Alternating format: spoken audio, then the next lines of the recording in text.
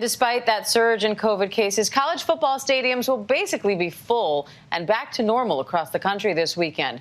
For the first time, students will also be allowed to cash in on their talent. ABC's Will Reeve has more. We're just over a day away from kickoff of one of the biggest games of the new college football season, with the Georgia Bulldogs taking on the Clemson Tigers. This season, players on both sides have something off the field to cheer about. For the first time, college athletes can sell the rights to their name, image, and likeness, giving them a major opportunity to cash in on their talent. Until now, the NCAA had restricted its athletes from making any money off their own personal brand, arguing that doing so would put the focus on business and not on education and athletics. In 2019, the total revenue reported from all NCAA athletics departments was $18.9 billion. That money generated in part from superstar athletes. But after years of political and legal pressure and a huge loss in the Supreme Court, the organization has opened the floodgates. JT Daniels trying to punch one in.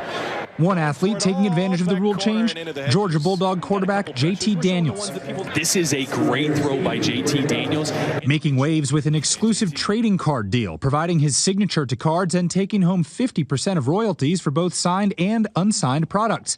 A deal that could earn him millions. I have good management, and management really handles pretty much the whole thing for me.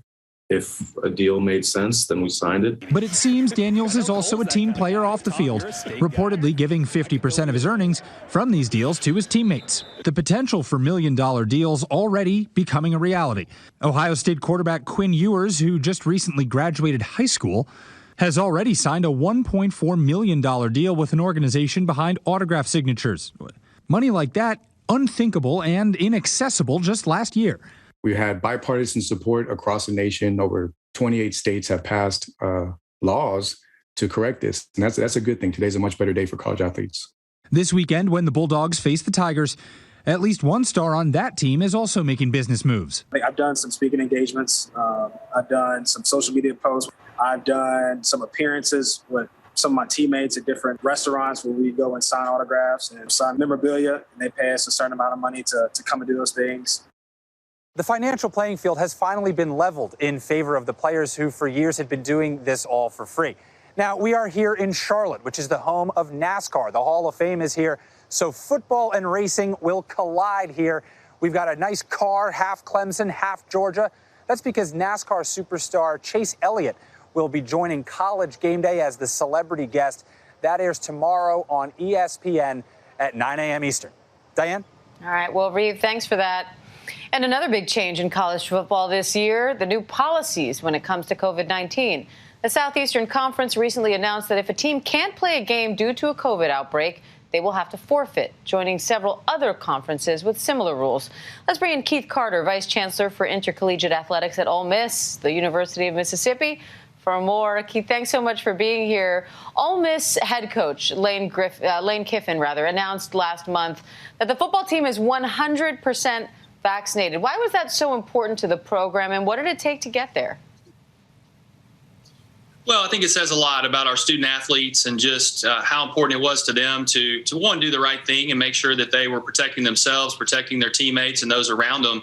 But as you mentioned, there was some pressure there we wanted to play the games. We want to make sure that we can play each week. And I think Coach Kiffin did a fantastic job of leading his young men, and not only the young men, but the staff members, the assistant coaches, everyone in that building, about 240 people, now vaccinated and ready for the season. So we're excited about that. We're hoping that, that's a good example for our state, which has kind of lagged behind in vaccinations. And we hope that that'll be a good example to other people as well. Well, and as you mentioned, the state of Mississippi actually has one of the lowest vaccination rates in the country. New CDC data now shows that children there are roughly 4 times more likely to be hospitalized than in states with high vaccination rates. So is there something you think Ole Miss and other big-time football schools can do to try to encourage residents to get vaccinated? Well, again, I think leading by example. We wanted to do the right thing, not only with our football team, but we're about 85% vaccinated with all of our student athletes here, about 400 total. So we feel really good about that, and we hope to push toward 100 throughout our department. So we're hoping leading by example, making sure that we're getting the word out about vaccinations. Obviously, there's a lot of data that shows, you need to be vaccinated. You don't want to be hospitalized, and, that's important. So we'll continue to push that. Now, your SEC West opponent, LSU, has announced that they will require fans to be vaccinated or show a recent negative COVID test in order to be allowed into Tiger Stadium this fall. What do you make of that, and what kind of requirements will fans see in Oxford?